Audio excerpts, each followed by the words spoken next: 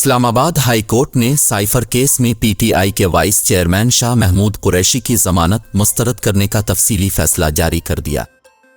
Islamabad high court के chief justice Aamir Farooq ने 10 सफ़हात पर मुश्तमिल तफसीली फैसला जारी किया, जिसमें कहा गया है कि जुर्म पर उकसाने, जुर्म की साजिश मुआवनत करने वाले को मरकजी जुर्म करने की तरह ही देखा जाएगा।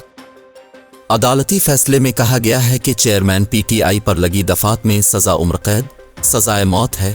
शाह महमूद कुरैशी को भी इसी तनाजुर में देखा जाएगा।